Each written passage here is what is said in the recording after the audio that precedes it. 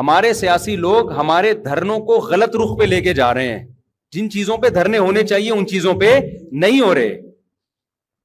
سمجھتے ہو؟ آپ کے اندر جو قوت اور طاقت ہے نا، آپ کے لیڈر اس کو غلط جگہ استعمال کروا رہے ہیں. دیکھو، آپ کے گھر میں چاول کی بوری آنی تھی دکان سے اٹھا کے نا، آپ کو چاول لے کر آنے تھے گھر میں بوری اٹھا کے، کوئی لانے والا نہیں ہے تو اب آپ نہیں اٹھانی ہے نا. چاول پکیں گے گھر میں، آٹا پکے گا، سامان لینا تھا آپ نے.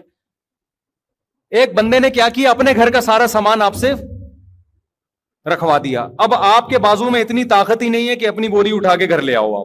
آپ کی جتنی انرجی تھی وہ دوسرے کے کام میں خرچ ہو گئی.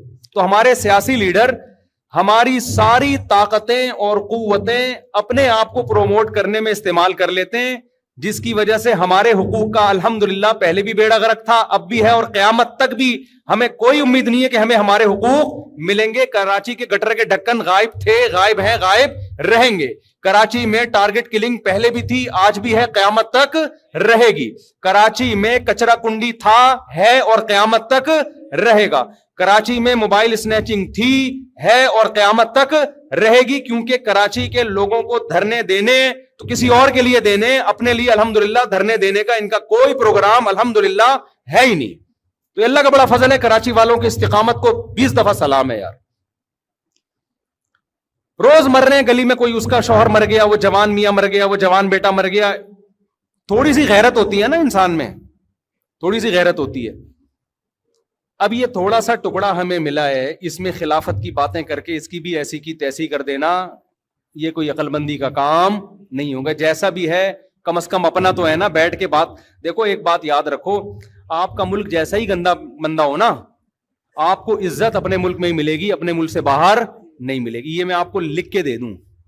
ہم نے ملکوں میں سفر کیا ہے، جاؤ گھوم پھر کے آ جاؤ، رہنا شروع کر دو گے، ہمیشہ دوسرا ٹیڑھی آنکھ سے دیکھے گا، بولے گا یہ مریخ سے آیا ہوا آدمی ہے، یہ ادھر کا آدمی نہیں ہے.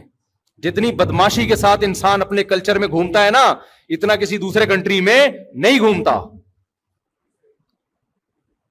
عزت سب سے پہلی چیز ہے، پیسہ اس کے بعد ہے.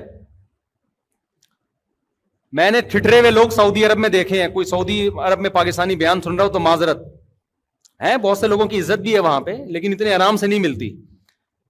وہ عرب ان کو اجنبی سمجھتے ہیں کہ یہ باہر سے آئے ہوئے ہمارے ملک میں کمانے. عزت نہیں ہے، سوائے ان لوگوں کے جو میرا بیان سن رہے ہیں ان کی بہت عزت ہے. آپ کسی بھی کنٹری میں جاؤ گے، آپ تھوڑے سے نا جیسے ٹھٹرے ہوئے رہو گے. آپ یہاں بدماشی سے گھومتے ہیں، آپ بھی، میں بھی، سبھی. میں کوئی اپنی بات نہیں کر رہا.